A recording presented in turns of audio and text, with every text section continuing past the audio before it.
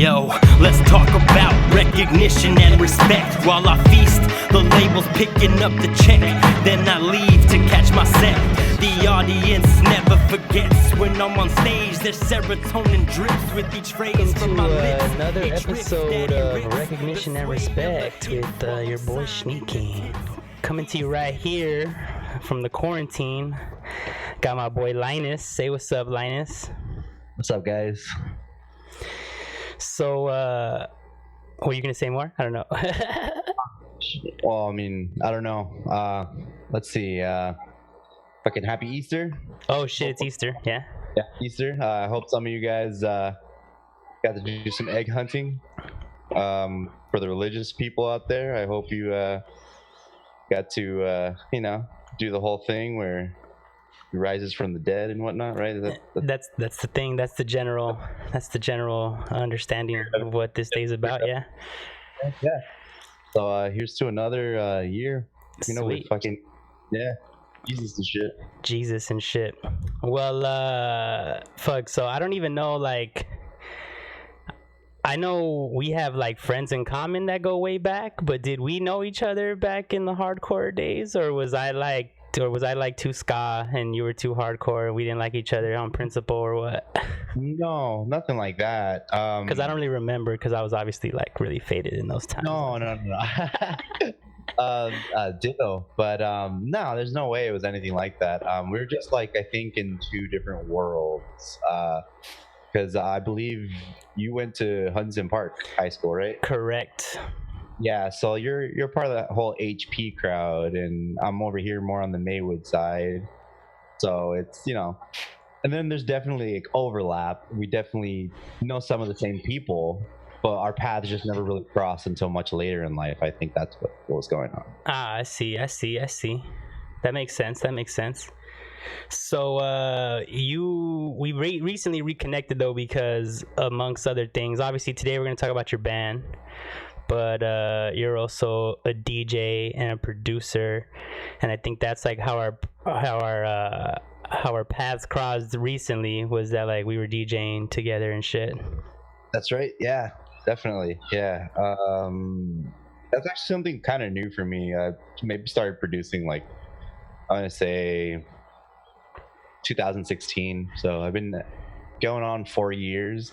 This is the first time we're doing this via like Zoom and shit. So yeah, we're still figuring it out. We're learning to adapt right now in this quarantine world, post COVID world. So you know what though? I have to say, I think it's been pretty good. It's been pretty good for me personally. Now it's kind of like allowed me to like kind of take a step back and figure out like a new way to be more productive, because I mean, for the longest time, because like I said, like I've been playing in a band since I was about 15 years old.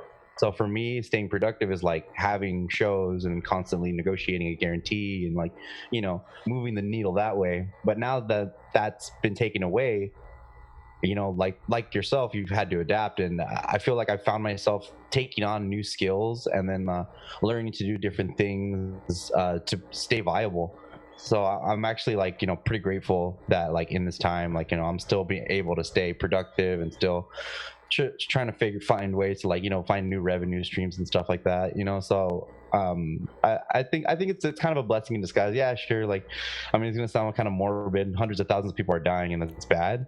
But you know what? I think I think it's gonna do wonders for the artist community and for like the music community. We're all gonna become more well versed in kind of the newer way of doing things, because we're doing podcasts for a long time now, and then now we're kind of forced to go ahead and do it this way. And right.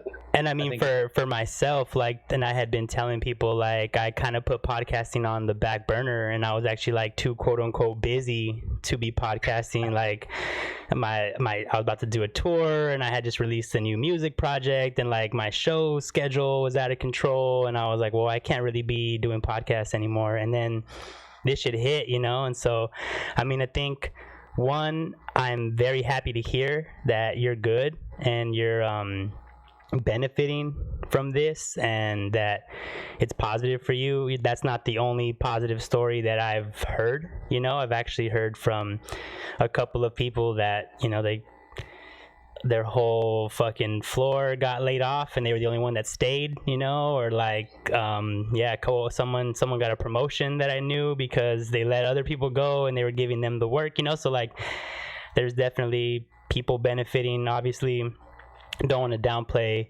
all the people that are losing their lives and loved ones and all that, but I'm glad to hear it's good for you, man. So I personally, like, I'm good monetarily, material wise. Luckily all my bills and all my creditors and my student loans, everything was put on hold, and I'm in a great living situation. So even though I have no income coming in right now, like, I also don't have to worry about paying for shit. So I'm kind of in a weird stalemate. It's kind of like I'm in college again. I feel like a little kid again, and I've been actually, you know, doing some of my coolest shit lately because I just have no responsibilities right now, you know.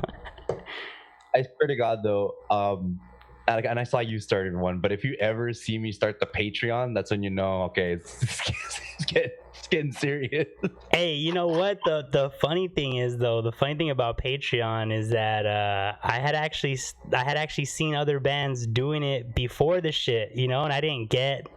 I mean, I understood that it was a paywall. Like, I understood, you know, I saw podcasts doing it. I saw, you know, like, I understood how it worked and shit, but at the same time I just didn't see how it was viable for us in our realm, you know. But that was the first thing I thought of when this shit hit. Okay, we're gonna do podcasts and we're gonna put up a Patreon, we're gonna do our paywall, and like, let's see if we can get people to fucking support us for content, you know. Yeah, you know what, like, it'd have to be something crazy on your fucking Patreon if I'm gonna contribute. Like, like, I don't know, dog. Like, hey, dog, we're trying to figure it out, bro. We're trying to figure out what's crazy, you know. We're trying to figure out what's gonna make people want it. Like, I don't know, man. Yeah. Like, okay, I got one. Like, you would like eat like half a jar of mayonnaise. Like, I'd pay to see that. That'd be like the first tier. That's disgusting. I mean, even if it was vegan mayonnaise, it would still be. I don't know if I could do that, bro. I don't know if I could do that. The small 20 that's the first. No, I mean, dude, actually we're in that first tier where we're like $1 to $3, you know. We're letting people, hey, we're being cheap hoes right now. We're like, hey, get in while the getting's good, you know. Give us $1. That's what I'm saying. Then you just slightly move it up and you eat more gross shit as the tier gets just higher. Oh, like more and more, the more people pay, the grosser shit, man. Yeah. Yo. So like my own personal fear factor. I'm just saying, you gotta put content that people are gonna want to see. Like, I mean, you know, this is like the hidden shit. You know what I mean? It's like the stuff that I feel you. I mean, you're not wrong, but also, you know, I think we should be able to define what that hidden content is. You know, I don't know. Whatever. We'll see what happens. We'll see what happens. Just trying to put sticks, you know. You don't have to commit to the mayonnaise jar, but you know. Hey, I appreciate the input. It's been filed into my data bank, like, you know. We shall see.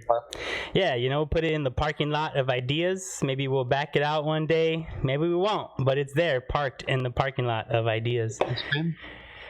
All right, so you know, this is funny because usually I have notes and I'm like super prepared and like I'm just totally winging it right now. But I feel like not only are you my guinea pig right now, but you also are promoting a music video.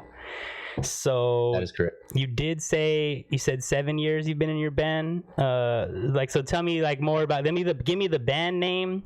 Give me what you play or what your position is, I guess, and then let's talk about this video, this song, this record, and we'll just go from there.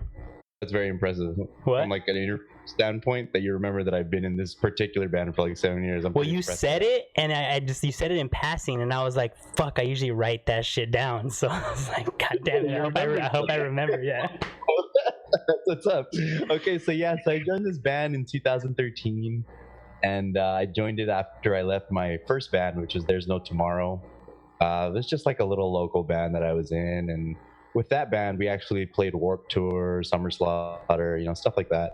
So it was like a good jump off point for me, because I wasn't really like solidified as far as where I wanted to go, genre and music wise and stuff like that. So then I joined this band, and they were very heavily like death metal kind of influenced. And the other band was more like hardcore, or what? Correct. Yeah, they were more like hardcore. And then death metal was always like something that I definitely wanted to pivot to at some point. Some of my favorite bands growing up were like Dying Fetus, Suffocation, stuff like that.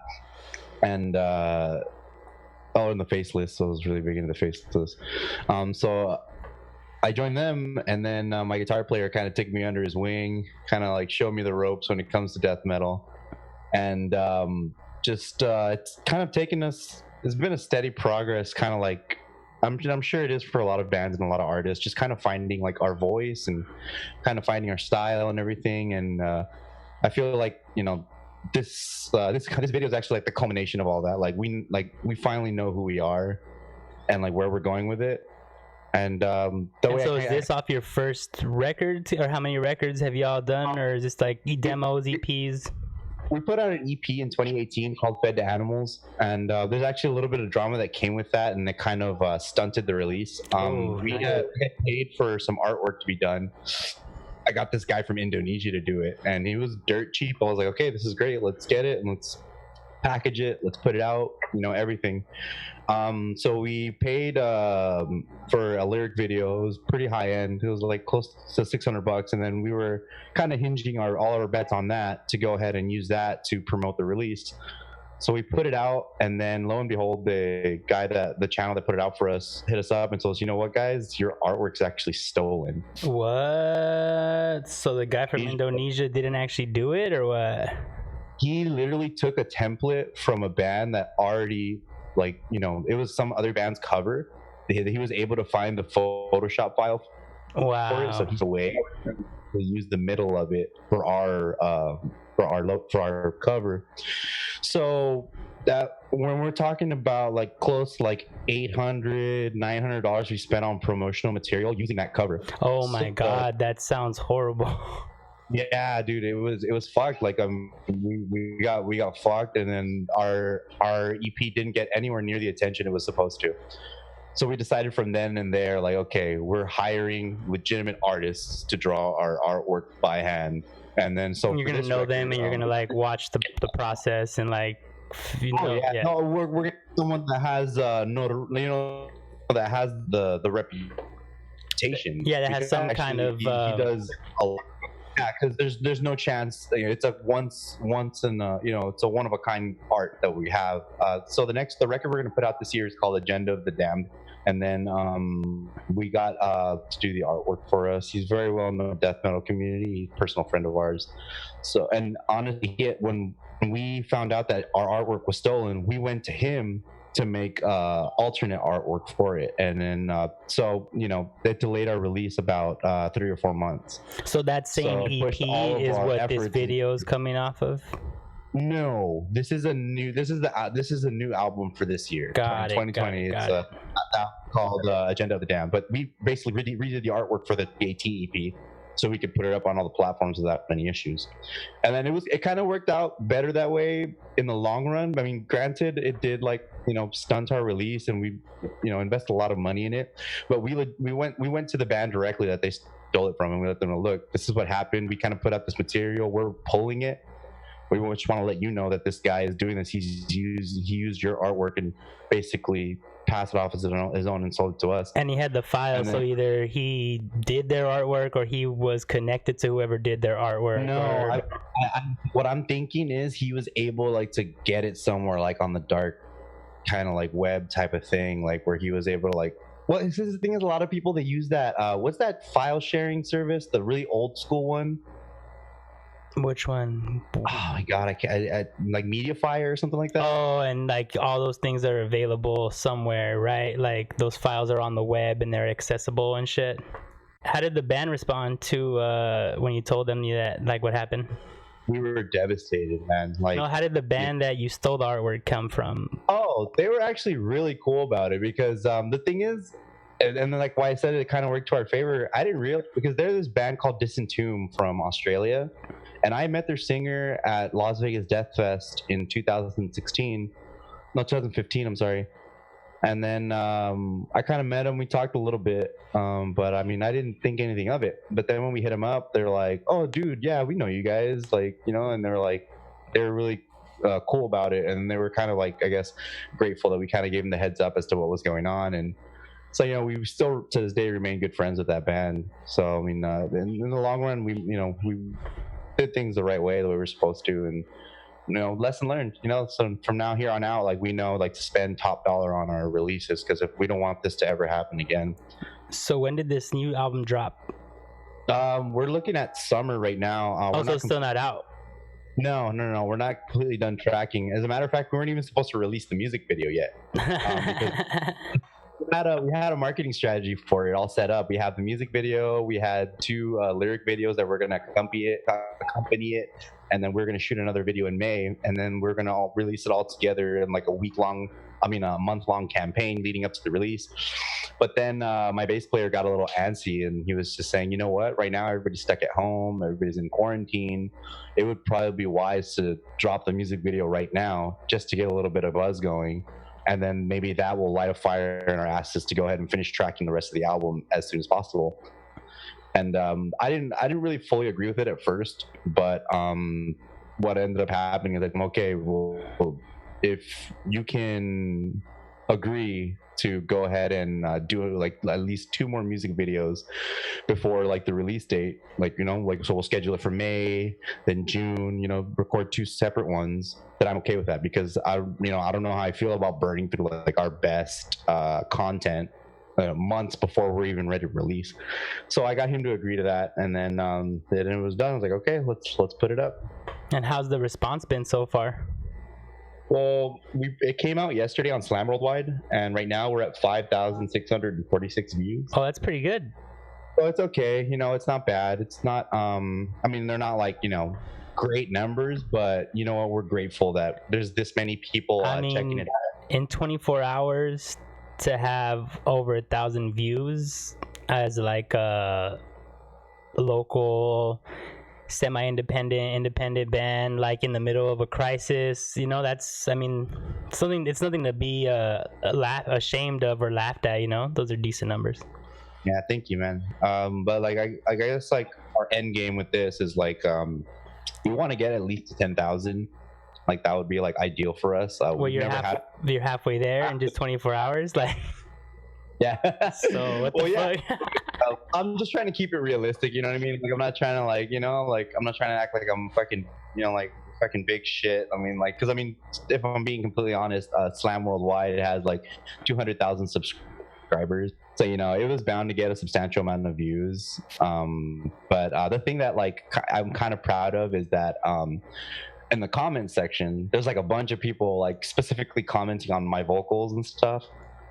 So I'm really grateful for that. And then there's like some funny jokes in there too. So just the fact that people are engaging. The engagement, yeah, of course.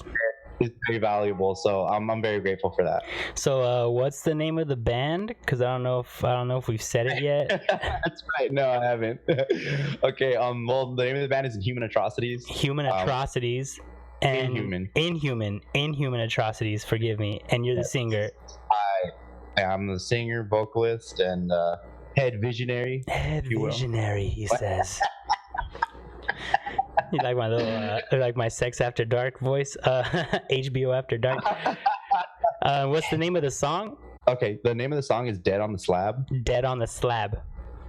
Yeah, got it. And then what the song is about, essentially, is about a dude who goes into a doctor's office and then finds out that he has a cancerous tumor.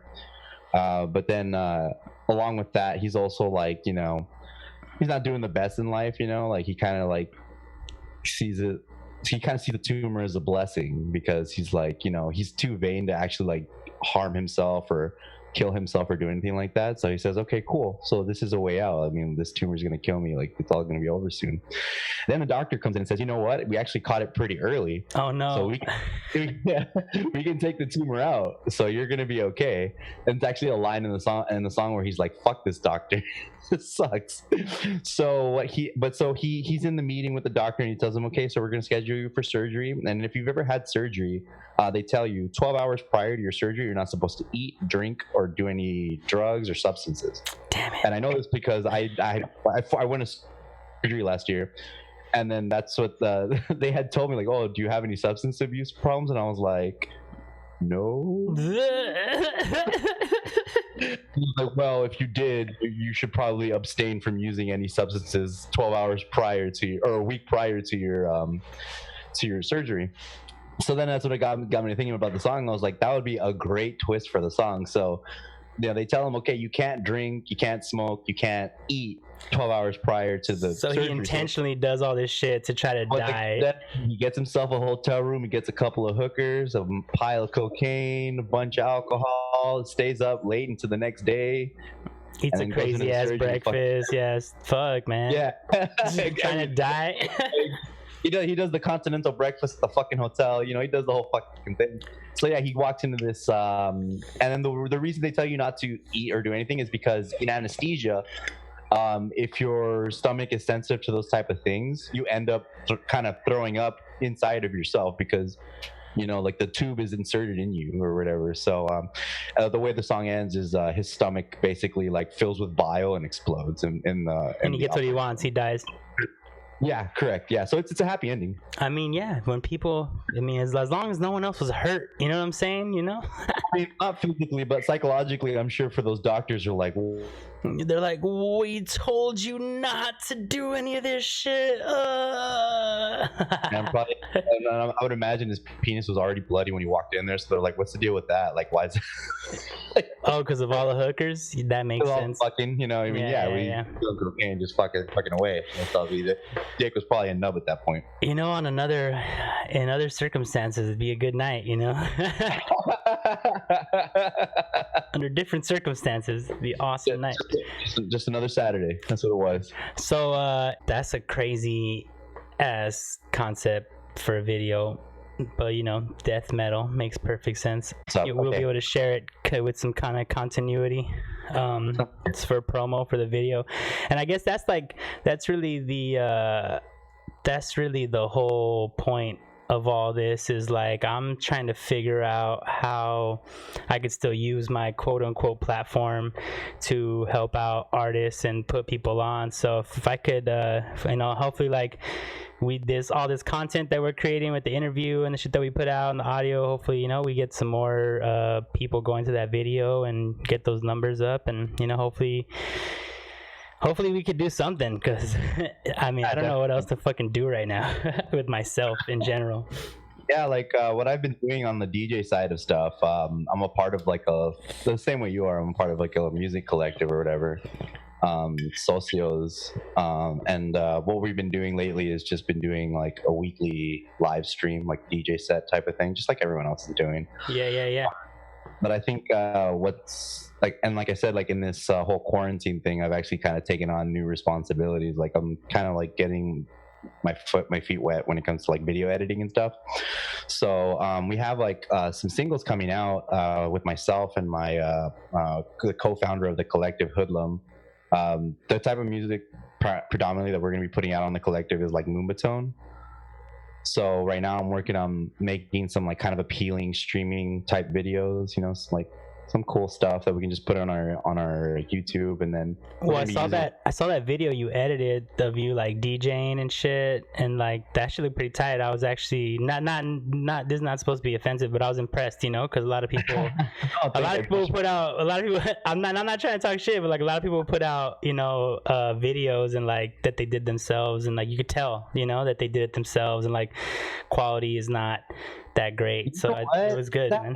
It's that Adobe Premiere, man. Like it's an amazing program. The minute that you put a video in there and you line it up as best you can, the fucking program synchronizes it for you. Oh, word. Yeah, so it's like it's seamless. Like So it's like fucking it's like Torque. It's like fucking magic, bro. Yeah, it's fucking sorcery. So like for example, I filmed a playthrough video for the music for the song from the music video as well. So I'm working on editing that right now as well. And then like I said, we're doing the live streams as well. So we're doing it on Twitch, recording it as we're streaming, and then we're gonna upload to our YouTube. And so that's why I'm telling you, like, I kind of like this new situation. It's kind of forced us to adapt, and I kind of like the direction I'm going in. I also have like another single coming out on the DJ side on a record label called Rush Proxy. I just sent that off to the label, and they're in the mixing and mastering stage for that.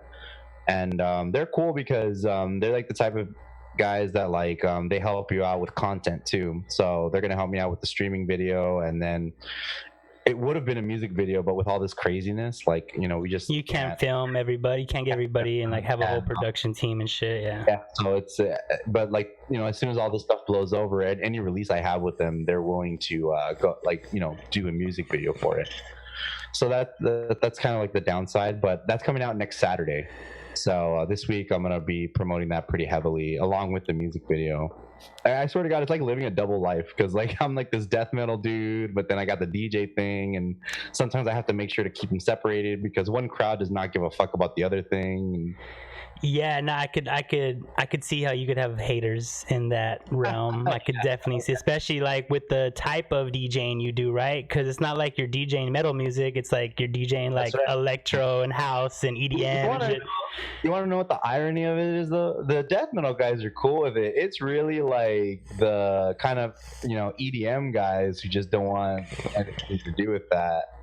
But actually, even that's not true. I mean, I think some people are just assholes anywhere you go, because there's like a couple. One DJ who hit me up. This guy DJ Mondo. He's like a Moombahton guy. He's pretty well known, and he hit me up on Twitter. He's like, "Hey man, like I saw that you're like in a sick metal band. That's cool." I'm like, "Okay, cool." He hit me up on the DJ Twitter. Right. And I was just like, "Okay, that's cool." And he's like, "Yeah, man, like I would love to like do a collab with you where you do like a metal vocal hook right before like a Moombahton drop for me." And I'm like, "Oh yeah, I mean, I'm down, you know." Well, that was one of the first things that I noticed, was that like dubstep is kind of like electronic hardcore, you know. Like Moombahton, like a lot of the grimier like electro stuff and the fidget, you can really like put that shit together with the electro and like the metal and the hardcore breaks and like some of the sounds and the riffs and like the technology of like using different pedals with guitars and shit. Yeah, I would really like to think that that's like, and it's not, but like I feel like that's like an LA thing. That's like, you know, people that come from Los Angeles at one point or another, you know, they were into emo music. They were into, you know, at one point somebody fucking listened to Slipknot. I don't give a fuck. I mean, that's why emo night cracks, you know, like. Yeah, it's just like, dude, everybody was a part of it at one point in their life if they lived here. So I mean, why wouldn't that translate into like other stuff that they're into? You know, that's no, and especially when like I remember when like Skrillex and like, you know, he was the singer for that emo band, and like that's right. And then like him and 12 Planet were doing like and then Borgore like had a lot of like metal blast beats in his shit. Borgore was actually signed to a metal record label. That makes sense, because a lot of his earlier stuff had straight up blast like straight up blast beats in the middle of these electronic breaks and shit. So yeah, so like so that's definitely something that like, I mean, I don't like to like be too heavy on like when it comes to like my, you know, like I don't like to lean on that too much when it comes to like my electronic stuff or anything like that, or Moomba. But it's something that I can't avoid. So when I produce, you could tell that it's metal influence. Like, of you know what I mean? Of course, yeah. It's not something that I can really like stray away from. It's just my style. I like evil shit. I like fucking heavy shit. So my music is usually reflective of that. And I feel that like even like with my hip hop shit, it's the same way, because like a lot of my hip hop stuff comes from early rock influences, like, you know, Rage Against the Machine, Linkin Park, fucking Limp Bizkit, like a lot of that early 90s shit, you know. So even now that I've kind of come so far away from that, you can, you know, I still like to drop little guitar riffs here and there, use live instrumentation, like the newer stuff's going back to like that darker, heavier like metal. like not metal, but like the more rock influenced sound and shit, you know? Definitely. And at the end of the day, I mean, like, what we're really striving to do is like maybe not even be categorized into a genre anyway. We're trying to make pop music, you know, like popular shit. I think so. I mean, like anything that you put into it, as long as it's genuine, should be like, it should be fair play. You know what I mean? Well, that's the beauty of the world we're living in today, right? Is that like you can literally find your crowd, your base, your followers, and have like your own movement and not even be mainstream or have nobody know your name as a household name and still be able to, well, before the crisis, still be able to go on tour and like, you know, live off of music without like, being like some super famous superstar and shit. Like, you know who like kind of impresses me in that sense? There's like this promo little group called Brownies and Lemonade. Brownies and Lemonade. It sounds familiar. It sounds familiar, but I'm not. They do a lot of shows at like the big clubs, like you know, like Exchange and Academy LA. Like they're always doing stuff there. But if you look at like their roster of like DJs that they have on, and then you look at the stuff that they produce, the stuff that they DJ is nothing like what the type of music that they make. So what they've effectively done is that they've created a very diverse following, a diverse crowd that like, okay, they love to party, but they're there to see the people that are making the music that come out from this collective. And then all of them, they're all over the place because they have singers, like, you know, DJs that are singers that are girls. They have like this other guy like Chet Porter. He's like, you know, he's like an Ed Sheeran type dude, but they're all DJs, you know what I mean? It's like, I think that's like kind of what I'm trying to do with my collective. I think I want it to be diverse when we have parties, if and when we're able to have parties again. I mean, if they're just going to be virtual parties, fuck. Right. So like, for example, on our live streams, like it's not just going to be Moombahton music. It's going to be, you know, just anything that I want to fucking play, and then like I know whoever's watching will appreciate. And then when I release music, you know, that can be kind of focused to whatever genre it is that I'm trying to pivot to. Because predominantly what I do is I produce house music, but because of this collective, I've been steadily getting more and more involved in Moombahton stuff. So I have some releases, like some Moomba stuff coming out this year as well with them. But with the collective, I want to still be able to put out like a lot of my house music as well.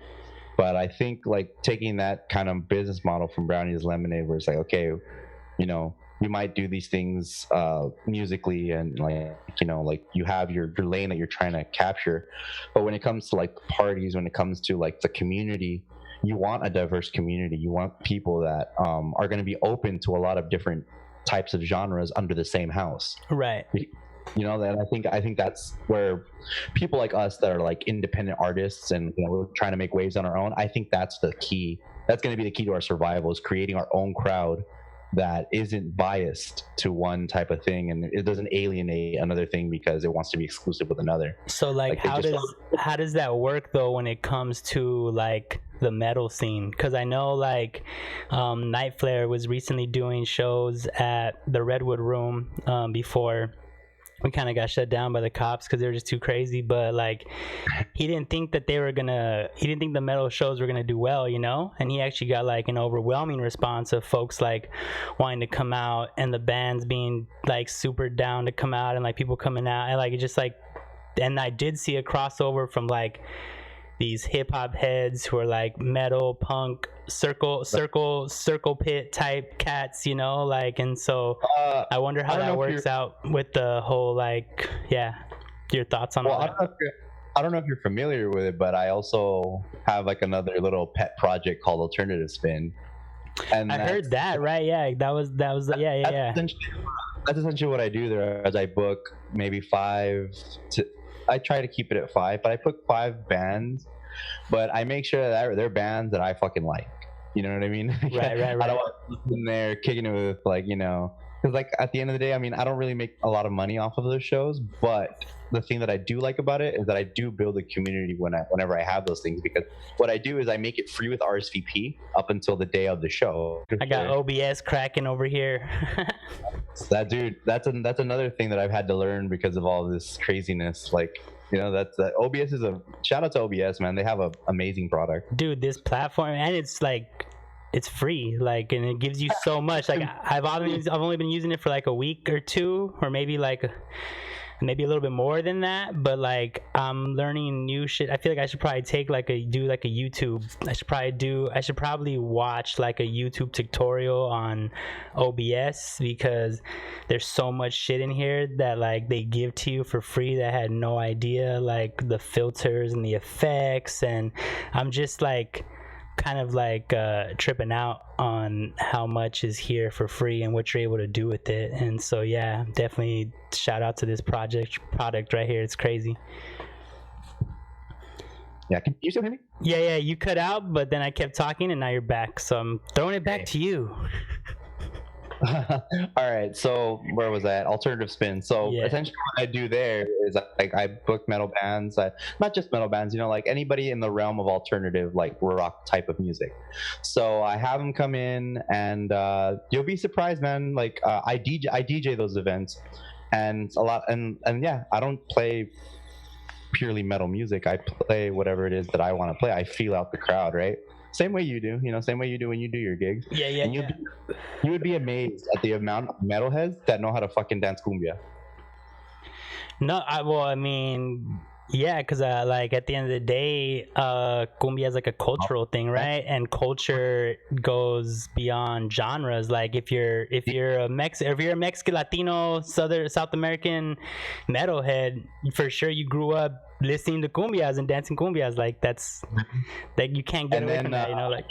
The one song I've felt too that like kind of transcends genres, and I've proven this time and time again, is that song by Lil Jon and the East Side Boys. Get Low. Get Low, yeah. Okay, like if there are females there, I don't give a fuck what they're into. You play that fucking song, someone's shaking their ass. Nah, yeah, and like the testament to that is, I think, the fact that like people are sampling that song to make like new songs, you know, like their new fucking top 40 songs that are sampled from that song. So like, yeah, like. So I mean, I think at the end of the day, like I like the trajectory that I'm going with, because like, yeah, like I want to be all inclusive. So that's why I do these different things, to where, yeah, I make it very apparent what it is that I'm about musically and what I like to produce. But the environment and the community that I'm trying to create is something that's very diverse. It's very welcoming, and like I want it to be the type of thing where anybody can come and enjoy the show. Because like a lot of times too, like you tell someone about a metal show or whatever, they're just like, okay, you know what, I've never been to a metal show, I don't know what to expect. And a lot of times people will be like a little shy away from that. But I mean, if you build like a culture that's like welcoming, and then like it's like a little bit something for everybody, and for you to just kind of be introduced into the scene, I feel like, you know, we can reach more people. So I think that at the end of the day, that's kind of my mission statement when it comes to like, you know, all the projects that I'm a part of. So how does obviously, like you said, the record for the band is not done yet. Are y'all quarantining? Are you still planning to record? Are you waiting like 2 weeks? Like what's the plan on all, as far as like the band coming together and finishing the record? I have my own studio in my house, so I mean I record myself. So I mean that's not an issue. I think for me, mainly the issue lately has been I guess finding time where I kind of have my place to myself, and finding time where, because the thing is, when I'm recording vocals, I need to be in a good headspace. Also, my throat needs to be pristine. So let's say, like, you know, like right now it's been cold lately. That affects me. Like I can't perform to my best abilities if I have like a sore throat, or if my throat's not at 100%. And I feel like that's really what's been holding me up lately. But I mean, as it gets warmer, that kind of stuff kind of ends up getting mitigated. So I imagine that like maybe in May, like I'll probably like hit the turbo, and then I really only have 3 songs left on the record. So wait, like, just, I'm sorry to interrupt, but does that mean, from what I'm gathering, is that all the music is done and only the vocals need to be recorded?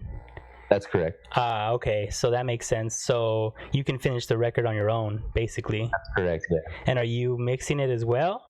We do a preliminary mix on our own. We try and get the best that we can out of our, you know, limited knowledge of mixing, and then we send it out.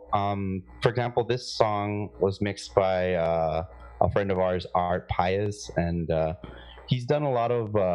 He actually plays bass for this band called Hate Eternal. They're a pretty well-known death metal band, and I feel like he does great work. But the thing is, for the album as a whole, we might end up going with someone different, just because we kind of did the song with him to kind of like test the waters and see. And he does okay work, but I think what we're looking for is more of a modern sound when it comes to the mixing and mastering process. And he's more like an old school death metal engineer. So he made us sound more like death metal, I would say. And I think what we're going for is more of a modern sound. Like something that, for lack of a better term, could be more radio friendly or more palatable, like to a general public. Not radio friendly, more contemporary, if that makes sense. So like we want to sound like a more new aged death metal band. Got it. And he was more in the he was doing like more of a classic type sound. Yeah, that's him. He's like an old school death metal guy. So he made us sound very death metal, and I'm very like, I was very like happy with what he put out. But that's just not the vibe that I want for the album. So once we're done tracking, we're probably gonna go with someone else, and we're like taking like a few different like offers like seriously right now. So we just haven't like really narrowed it down. I think right now we're just mainly focused on like finishing up the record, and then. So if you're it's basically on you then, really, to finish it up, right? Oh yeah, 100%. Is anybody giving you any shit for it not getting done? Always. For duty. He will always give me shit for not recording fast enough. But I tell him, you know what, dude? Like, I mean, I know I take a little bit longer than most fucking people, but I mean, you're typically happy with the product when it's done. So I will never rush it. I understand that we're on a time constraint, right? But I'm also realistic about the time that I take to record something. You know what I mean? On top of that, it's just like it's cool. Like, so people are giving you shit. It's always it's just my bass player. But what I want to do one day is I want to give him a track and like tell him, okay, look, this is what we're gonna do. How about you go ahead and write the lyrics for this thing? Don't make it fucking corny.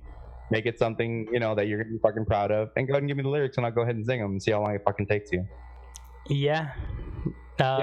It's a whole different thing. Like that was one of my biggest things, that like when I'm doing hip hop and shit, and people try to tell me like how to rap a certain way or do something vocally, but they're not vocalists and they don't rap at all. I'm just like, fuck you, man. Like like when the fuck have you ever written? I love how people who have never written a lyric in their life want to tell you, and just like, go fuck yourself, man. Fuck, dude, we're on the same fucking team. Like, you want some cool shit, or you just want me to fucking do gutturals straight for fucking 30 minutes on the record? Like, dude. I mean, I could like, for example, on the comments on our video, it's made very apparent, hey, this vocalist is sick. He has a lot of range and he has a lot of variety. Yeah, that shit doesn't fucking happen overnight, bitch. Okay, right? Okay. I see. I've touched the nerve. I'm glad I'm doing some good journalistic reporting right now. I don't want you to say some shit you're gonna regret, though. I love him to death. But he's a real piece of shit sometimes. Don't get me wrong. I fucking love him, but he's a real piece of shit. But yeah, man. So like I said, we're looking at May. Hopefully I can hop in the saddle and really just knock it out, because I have a lot of the lyrics already basically done. And the thing with me too is, like, when I'm in the booth and I hear it, I'm like, that's trash, let's do it again. That's trash, let's do it again. I'm that guy. So I mean, it does take me a while to fucking record, but that's because I want something that I'm fucking proud of. I don't want to put out garbage. No, and I feel like just because you're not constantly trying to track it doesn't mean you're not working on it. There's different ways of like memorizing, vocalizing. Yeah, it's in your head, you're thinking about it, you're anticipating it, visualizing it, all that. It's literally on my phone on a playlist called Vocals, and I listen to it every day in my car. I listen to it on my break at work. I'm always constantly listening to it, and I'm constantly writing and rewriting and making sure that it fits. You know what I mean? And then it's like, I mean, I get some people don't get that, but I mean, when I write lyrics too for my death metal band, it's like, it's not just about writing shit about killing people or like brutal shit. A lot of the times what I try to do with for example, this record here is a concept album. So every song is intertwined with each other. They all kind of have to do with each other. So what I'm effectively doing is crafting a universe that this album kind of lives in.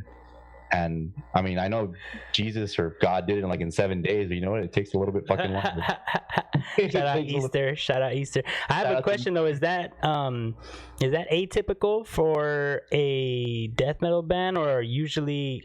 I'm obviously working from a limited place of knowledge, but I feel like, from what my understanding, most death metal bands and most rock bands in general usually try to do concept album or have some kind of storyline or some kind of like general theme that's running through, you know. Right. Yeah, it's not uncommon. Like, you know, there are people out there that do you know, concept albums, and it revolves around their artwork, and you know, there's definitely like a central theme. There's always that. But I mean, you know, there's definitely guys out there that just go out there and fucking slam it down, and that's their style, you know what I mean? Because like, if it's like more of like a band that's on the hardcore side, but they're still death metal influenced, and you know what I mean, like all their shit is just about being fucking brutal and being angry and being fucking, you know.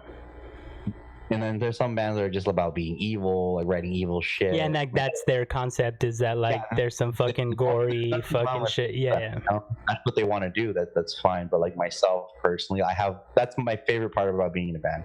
My favorite part about being in a band is being able to craft these fucking stories. You know, that in my head, like if somebody wanted to turn this album into a movie, it'd be a fucking badass fucking movie. That's funny you say that, because my last project I put out had that kind of part 3 good shit that you remember.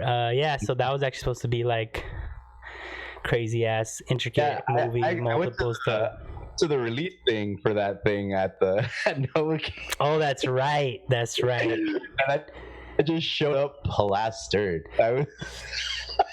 I mean, that people, if you're at Novocaine on a Tuesday, you're probably getting plastered. Like, what else would you be doing there, you know? Shout out Angie and Novocaine, Huntington Park. I had no business being there. I had no fucking business being But, okay, because, like, I was in the studio all day that day, smoking, drinking, working on stuff. And I was just like, I wasn't even going to go because, like, dude, I can't drive like this. Like, I'm just going to chill. But then the guy that I was in the studio session was like, oh, dude, I'll take you. And I was like, all right, giddy up. So then I fucking showed up. Yeah! I had a fucking blast. I had a really great time, but I ended up losing my Game Boy. I don't know why I had my Game Boy with me. What Game Boy? You had a Game Boy? Which Game Boy? I had like a Game Boy Micro. It's like a really old one. But like I put it there, and like I was really upset about it the next day. I was like, fuck, like why did I go out to the bar with your Game Boy? Why would you bring your Game Boy to the bar? I don't get it. No, that's my point. Like, why did I go with my Game Boy? Like, I didn't get it. Like, I don't understand what did I think I was gonna be doing with it out there. But then David from Night Flare found it. So that's tight. Well, shout out Angie, shout out Night Flare, shout out Novocaine. Yeah, man. Highways and Pastimes. It was a good night, man. And then I remember speaking with you, and you had like a ton of content. I'm talking to you, like you saying you had a lot of content lined up for the release, and you had a lot of stuff coming up. So I was really happy to actually be there to support you for that release. So. Yeah, man. Honestly, I was like super surprised to see you as well, and I was like super grateful that you were there, because a lot of people said they're classic. I'm not even butthurt anymore, but a lot of people said they were gonna be there and they didn't show up. So like, you know, I'm glad. You learn to cope with it. As long as we've been doing it, you're just like you assume that no one's gonna show up, and then the people that do, you're very grateful for. I mean, that's why I invited 300 people to a 80-person venue, you know, because that's just. You're not even 1/3. Yeah. No, I mean, you gotta give them a fucking break too. It was a Tuesday. There's not a lot of guys out there these days. Hey, bro, but fucking post quarantine, everybody's gonna be rocking on a Tuesday, dog. Yeah, Novocaine's gonna be cracking every day of the week, bro. They were cracking right before the quarantine, like before they made it mandated. Like they were packed. I was watching their story, their IG story. Everybody was going over there, dude. Bro, so the last day that I DJ'd was March 14th at Indy, which was a Saturday, and then that Sunday they were like. Oh no, like Sunday I was like, fuck, I don't know what's gonna happen. And Monday I think the days they locked it down, and like I was supposed to DJ that Tuesday, and it ended up like not happening. Yeah, it sucks, man. Like I missed out on so many gigs last month. Like I was looking forward to March since January, thinking, okay, March is the month that I'm gonna be financially stable. That's amazing. You know, because I had so many gigs lined up, dude, like that were like, you know, it was going to be a very lucrative month for me, and then it just got pulled out from under me. Honestly, you're not the only one, you know. Like I said, though, luckily you still have like a job, and you know you're essential, and I'm definitely grateful for that. Yeah, and I mean, honestly, if this is what our life is gonna be now, you know, live streaming conversations and live streaming concerts, and just like making sure that the people in your circle are being careful and clean, so that you can trust to meet up with them, and like, you know, you're not gonna catch anything or spread anything. Like, I mean, that's if that's just gonna be our reality, then we just got to get hip to it, and hopefully like the technology gets better and more people get on it. And I know you had to download some stuff and make it work, so hopefully, like, you know, this will be a format, like I said, so we could still put shit out and spread shit, talk shit, promote shit, you know, all the bullshit. So what else you got lined up? Just like I said, I'm just gonna be doing a lot of streaming. I'm doing a stream on Monday at the Socio's headquarters, which is Hoodlum's apartment. So we're gonna be doing that, definitely. And like I said, next Saturday I have a single coming out on Rush Proxy, so I'm looking forward to that. Our friend Dark Ghost Fix. Oh, nice. Yeah. Shout out VIP podcast. I gotta get him on. I gotta see if he's probably on his Zoom game by now. Actually, no. What he's doing right now is he's just pre-recording the podcast. But where at? How? In his garage. He does, like, you know. But he'll do the. I think he also does the Zoom thing. But he just records it and doesn't go live. Yeah, he doesn't go live, and I think that's probably like better. And just because we've cut out so much this time. Yeah, for sure. I could see that. Yeah. I mean, it's not like we have fucking thousands of people watching, so it doesn't really matter. Right. Yeah. According to Facebook, though, over 1,000 people were reached. So thank you, Facebook, for at least showing it to people. They didn't actually push it and watch it, but you know, they saw it. So that's cool. It's happening. It's gonna get better, I feel like. Yeah, like, you know, eventually we're gonna come back to normal, and then hopefully we come back with like a ton of perspective and a little bit more, like, you know.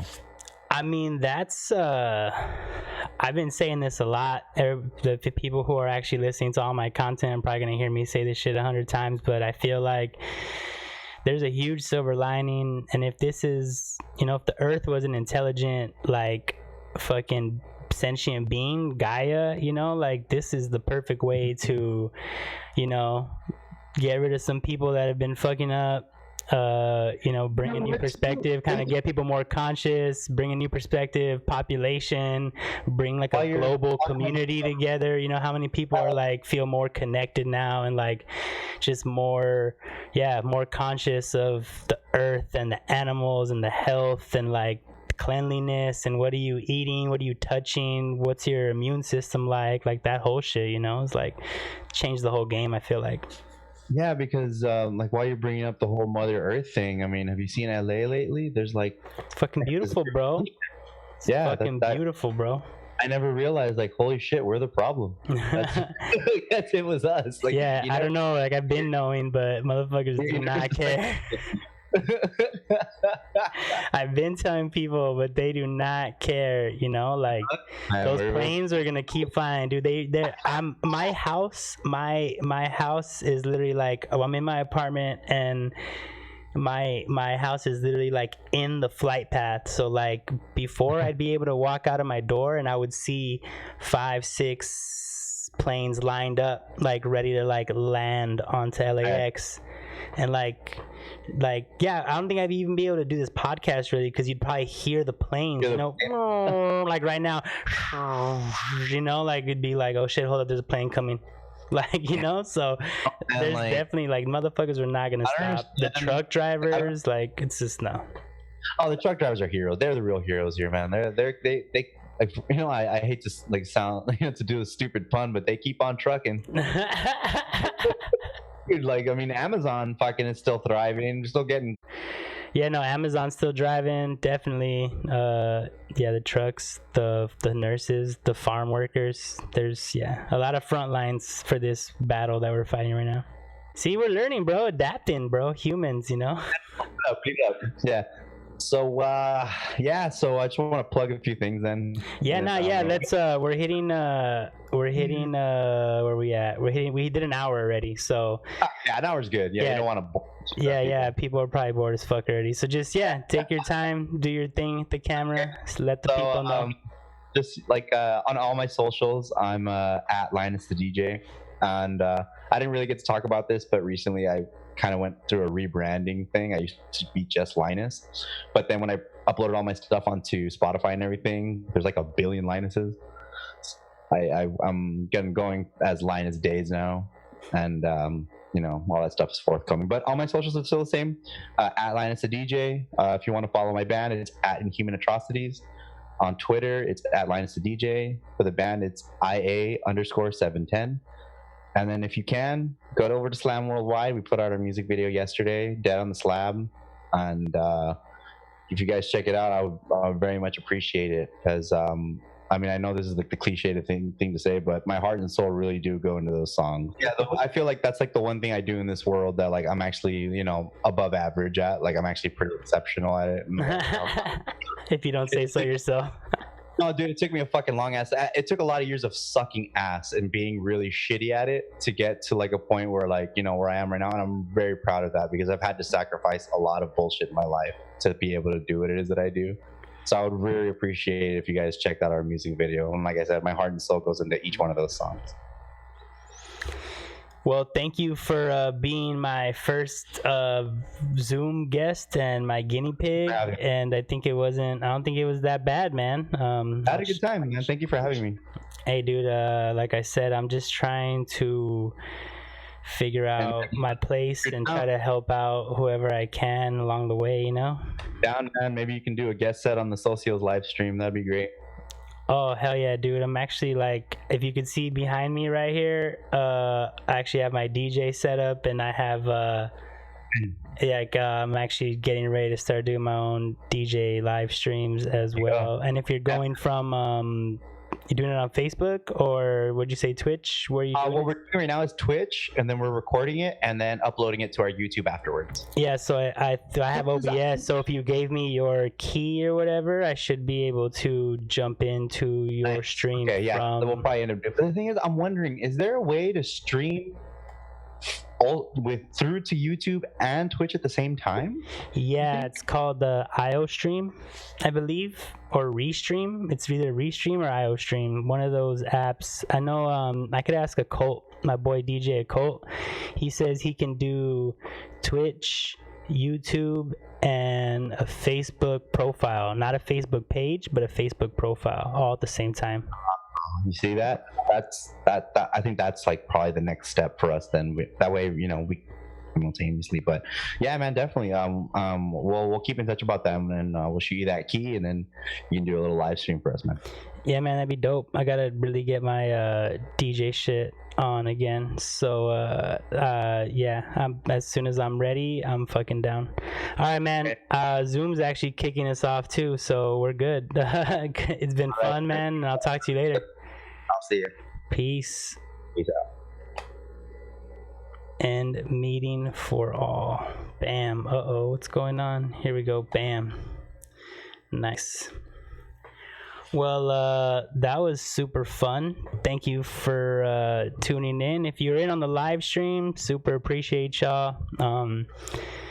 I don't know, y'all probably bored as fuck. There's so many other streams going on. Probably gonna jump into a virtual rave right now myself. If you're tuning in on YouTube or podcast app or La Clica or Recognition, Respect, whatever, appreciate all of y'all. And you'll reach out if there's somebody that wants to jump on the show, or if you want to jump on the show, if you want to come in and be a Zoom guest, or someone who wants to be a Zoom guest on my show, hit me up let's make it happen. And yeah, this is episode of recognition. Damn, I gotta stop drinking. I'm gonna drink more. Fuck it. Recognition and respect with SHNEAKY, and I'll see you all next time. Goodbye. Yo, let's talk about recognition and respect. While I feast, the label's picking up the check. Then I leave to catch my set. The audience never forgets. When I'm on stage, there's serotonin drips with each phrase from my lips. Each riff that he rips, the sway of the hips while I'm signing the tits.